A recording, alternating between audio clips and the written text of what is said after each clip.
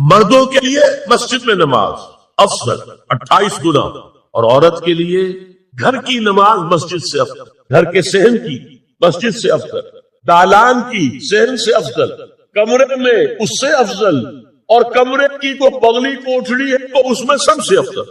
یہ احادیث نبی عبداللہ ابن احمد ابن حنبل نے زوائد الزہد میں اور ابن ابی شیبہ نے ابن سعد نے اپنی کتابوں میں مسروق کی روایت نقل کی ہے کہ حضرت عائشہ جب تلاوت قرآن کرتے ہوئے اس آیت پر پہنچتی تھی وَقَرْنَ فِي بُيُوتِكُنَّ، تو بے اختیار رو پڑتی، قرآن کے اندر گھروں میں رہو۔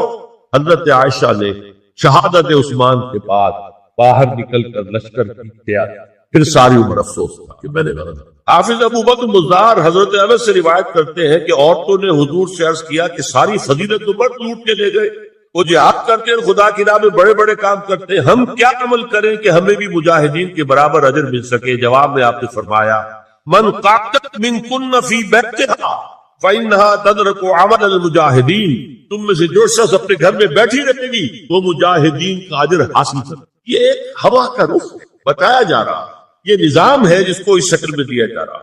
اب آئیے سورہ نور کی طرف۔ یا ایھا الذین آمنوا لا تدخلوا بیوتا غیر بیوتکم حتی تستأنسوا وتسلموا علی اہلها ذالکم خیر لکم لعلکم تذکرون۔ اہل ایمان مت ہرگز مت داخل ہو اپنے گھروں کے علاوہ کسی اور گھر میں جب تک کہ تم ان کے ساتھ مانوس نہ ہو جاؤ، اذن نہ لے لو، ان پر سلام نہ کرو، یہی تمہارے لیے خیر ہے۔ اس کے بعد تفصیل آئی ہے، اس میں میں اس وقت نہیں جا رہا۔ اور جو لوگ اس پر عمل نہیں کرتے ان کے بارے میں قرآن مجید کیا کچھ حضور کیا کچھ فرما رہے ہیں یہ آپ سن لیجیے، بہت سخت احکام۔ عن ابی ہریرہ رضی اللہ عنہ ان رسول اللہ صلی اللہ علیہ وسلم قال لو ان امرا اطلع علیک بغیر اذن فخذفته بحصاة ففقعت عینه ما كان علیک من جناح، متفق علیہ، بخاری اور مسلم دونوں کی۔ اگر کوئی شخص تمہارے گھر میں بغیر اجازت کے داخل ہو جائے اور تم اس کی سزا کے طور پر اس پر کنکریاں پھینکو اور اس کی آنکھ پھوٹ جائے کنکری سے تو تم پر کوئی گناہ نہیں۔ بغیر اجازت کے گھر میں آ گیا ہے، بغیر اذن کے، بغیر استئذان کے کنکریاں مارو اور کنکری سے آنکھ پھوٹ جائے، فما كان عليك من جناح، کوئی حرج نہیں۔ اب آ رہی ہے اصل آیت، قل للمؤمنین یغضوا من ابصارهم ويحفظوا فروجهم ذلك ازكى لهم ان الله خبير ما يصنعون وقل للمؤمنات يغضضن من ابصارهن ويحفظن فروجهن ولا يبدين زينتهن الا ما ظهر منها وَلْيَضْرِبْنَ بِخُمُرِهِنَّ عَلَى جُيُوبِهِنَّ وَلَا يُبْدِينَ زِينَتَهُنَّ إِلَّا لِبُعُولَتِهِنَّ أَوْ آبَائِهِنَّ أَوْ آبَاءِ بُعُولَتِهِنَّ أَوْ أَبْنَائِهِنَّ أَوْ أَبْنَاءِ بُعُولَتِهِنَّ أَوْ إِخْوَانِهِنَّ أَوْ بَنِي إِخْوَانِهِنَّ أَوْ بَنِي أَخَوَاتِهِنَّ أَوْ نِسَائِهِنَّ أَوْ مَا مَلَكَتْ أَيْمَانُهُنَّ أَوِ التَّابِعِينَ غَيْرِ أُولِي الْإِرْبَةِ مِنَ الرِّجَالِ أَوِ الطَّفْلِ الَّذِينَ لَا يَظْهَرُوا عَلَى عَوْرَاتِ النِّسَاءِ وَلَا يَضْرِبْنَ بِأَرْجُلِهِنَّ لِيُعْلَمَ مَا يُخْفِينَ مِنْ زِينَتِهِنَّ وَتُوبُوا إِلَى اللَّهِ جَمِيعًا أَيُّهَا الْمُؤْمِنُونَ لَعَلَّكُمْ تُفْلِحُونَ۔ یہ لمبی آیت ہے۔ اہل ایمان، اے نبی کہہ دیجئے اہل ایمان مردوں سے اپنی نگاہیں نیچی رکھا کر اور اپنی شرمگاہوں کی حفاظت، یہی ان کے لیے زیادہ پاکیزہ عمل ہے۔ ان اللہ خبیر بما یصنعون، اور جو کچھ وہ کر رہے ہیں اللہ اس سے واقف۔ وَقُلْ لِلْمُؤْمِنَاتِ يَغْضُضْنَ مِنْ أَبْصَارِهِنَّ، اور مومن عورتوں سے بھی کہہ دیجئے کہ وہ اپنی نگاہیں جو ہے نیچی رکھا کریں، وَيَحْفَظْنَ فُرُوجَهُنَّ، اپنی شرمگاہوں کی حفاظت کریں، وَلَا يُبْدِينَ زِينَتَهُنَّ إِلَّا مَا ظَهَرَ مِنْهَا، اور اپنی زینت کو ظاہر نہ کیا کریں سوائے اس کے کہ جو بالکل ظاہر ہو جائے۔ قُلْ لِلْمُؤْمِنِينَ يَغُضُّوا مِنْ أَبْصَارِهِمْ وَيَحْفَظُوا فُرُوجَهُمْ ذَلِكَ أَزْكَىٰ لَهُمْ إِنَّ اللَّهَ خَبِيرٌ بِمَا يَصْنَعُونَ۔ نوٹ کر لیجئے کہ یہ کہاں ہو رہا ہے؟ گھر میں داخلے کے بعد، گھر میں داخلہ اجازت سے، اور داخلہ ہوگا صرف محرموں کا، گھر کے اندر جو ہے وہ نامحرم تو نہیں آئے گا۔ یہ میں آگے بیان کر رہا ہوں۔ وَقُلْ لِلْمُؤْمِنَاتِ يَغْضُضْنَ مِنْ أَبْصَارِهِنَّ وَيَحْفَظْنَ مِنْ فُرُوجِهِنَّ، اور کہہ دیجئے مومن عورتوں سے بھی کہ وہ بھی اپنی نگاہیں جھکا کر رکھیں اور اپنی شرمگاہوں کی حفاظت کریں۔ وَلَا يُبْدِينَ زِينَتَهُنَّ إِلَّا مَا ظَهَرَ مِنْهَا، محرموں سے پردہ کیا ہے؟ محرموں سے اس کا نام ستر ہے، عورت کا پورا جسم ستر ہے سوائے چہرے کی ٹکیا اور یہ ہاتھ اور یہ پاؤں، بس۔ کیا مطلب ہے؟ بھائی بھی نہیں دیکھ سکتا بہن کے جسم کا کوئی اور حصہ، باپ بھی نہیں دیکھ سکتا بیٹی کے جسم کا کوئی حصہ. یہ سطر ہے، سطر محرموں سے پردہ ہے. وَلْيَضْرِبْنَ بِخُمُرِهِنَّ عَلَى جُيُوبِهِنَّ. یہ بھی گھر کے اندر کی بات ہو رہی ہے، کیونکہ میں پہلے بتا چکا ہوں جلباب ہوتا تھا جب گھر سے باہر نکلتی تھی عورت تو وہ اپنی چادر لپیٹتی تھی، اپنی چہرہ نہیں ڈھانپتی تھی. صرف چہرے کا حکم دیا گیا اس کے ضمن میں. وہ سورہ عذاب کی آیت ہے، وہ رہ گئی تو میں بیان کرتا ہوں. اور خمار وہ پڑلی ہوتی تھی جو گھر میں اوڑھتی تھی. گھر میں ظاہر بات ہے کہ جلباب تو نہیں لیا جا سکتا، آخر گھر کا کام کاج کرنا ہے، ہلکی سی اوڑھ لی وہ گھر میں. لیکن فتوایا وَلْيَضْرِبْنَ بِخُمُرِهِنَّ عَلَى جُيُوبِهِنَّ. اور انہیں چاہیے کہ اپنی اوڑھیوں کے بکل اوڑھنیوں کے اپنے سینوں کے اوپر، گریبانوں کے اوپر بھی مار لیا کریں. اب اس کے بعد فرمایا وَلَا يُبْدِينَ زِينَتَهُنَّ إِلَّا لِبُعُولَتِهِنَّ. اب یہاں یہ زینت کا لفظ آ رہا ہے چہرے کے، اور چہرے ہی میں کچھ سنگھار بھی ہوتا. اب ان کے لیے کہا گیا کہ چہرے کی زینت اور چہرے کے اوپر اگر کوئی بناؤ سنگھار ہے، زیور ہے، اس کی زینت نہ ظاہر کریں. مگر اب یہ یہاں تفصیلی آئی ہے جو محرم ہے ان کی تفصیل. تو فرمایا کن کے سامنے ظاہر کر سکتی ہے؟ الا لبعولتہن، سب سے بڑھ کر تو شوہر، اور آبائہن، اور آپ نے باپ.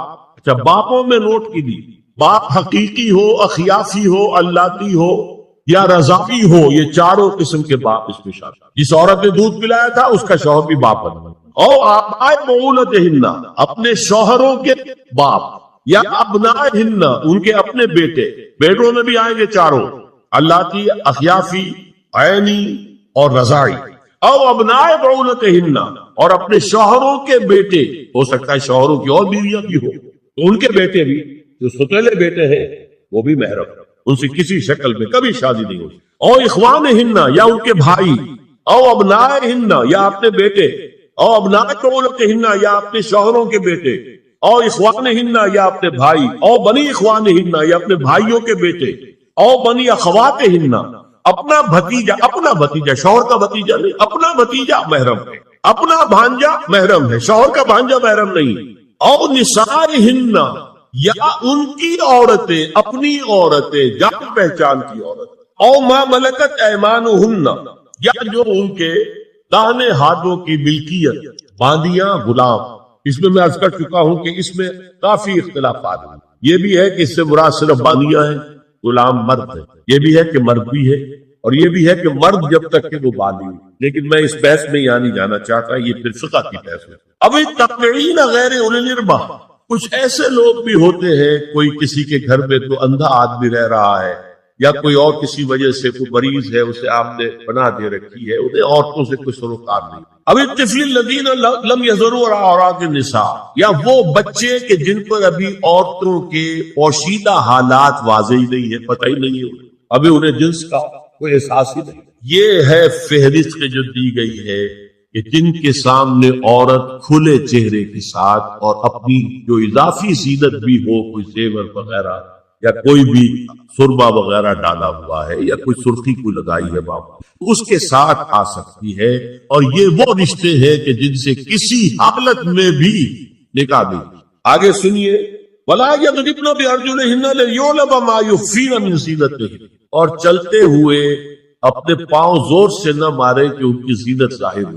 اگر کوئی پازیب پہنی ہوئی ہے، کوئی جھنجھنو وغیرہ ہے، تو اب اگر پاؤں مار کر چلے گی تو خامخواہ ذہن جائے گا بیٹھے ہوئے کا کہ تو خاتون. یہاں تک اس کے علاوہ یہ بھی ہے تعطر کے بارے میں فرمایا ہے کہ اگر عطر لگا کر کوئی عورت گھر سے نکلی ہے، اذا استعارت المرأة فمرت على القوم ليجدوا ريحها فهي كذا وكذا قال قولا شديدا.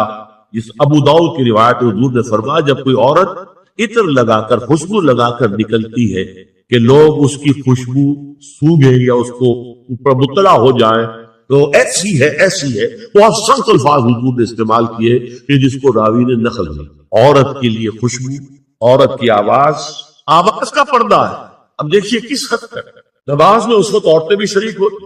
اگرچہ حضور نے فرمایا مردوں کی صف بہترین سب سے آگے والی ہے اور سب سے بری صف سب سے پیچھے ہے، کیونکہ اس کے پیچھے پھر عورتوں کی صف ہوتی ہے. اور عورتوں کے لیے سب سے اچھی صف سب سے پچھلی والی ہے اور سب سے بری سب سے آگے والی ہے. سب سے آگے والوں کیا سامنے پر مرد ہوتے تھے، ان کی پشت ہوتی. تو اسی طریقے سے اگر غلطی کی ہے تو مرد جو ہے کہے گا سبحان اللہ، امام سے غلطی ہو گئی ہے، مرد کیا کہے گا؟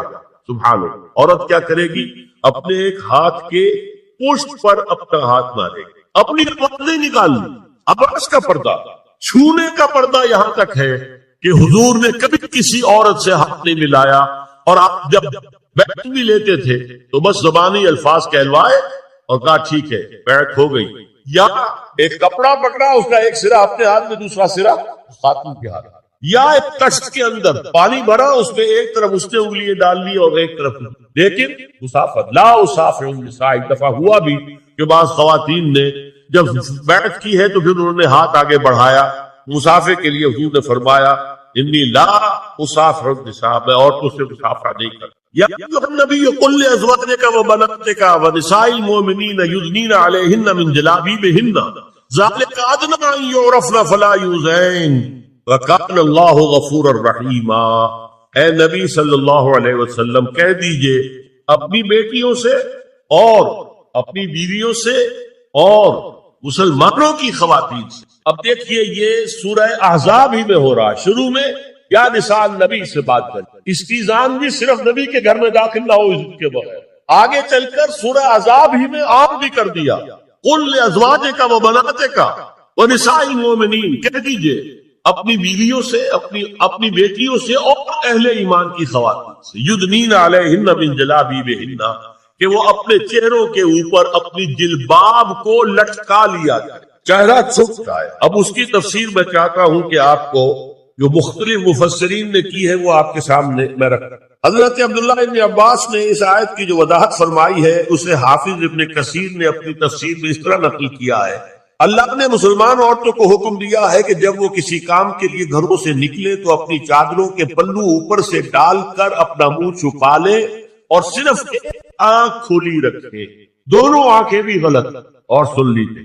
ابن جریر اور ابن منذر کی روایت ہے کہ محمد بن سیرین یہ تابعی ہے نے حضرت عبیدہ السلمانی یہ صحابی ہے سے اس آیت کا مطلب پوچھا، انہوں نے جواب میں کچھ کہنے کی بجائے اپنی چادر کو اس طرح اوڑھا کہ پورا سر اور پیشانی اور پورا منہ ڈھانک کر صرف ایک آنکھ کھولی رکھی۔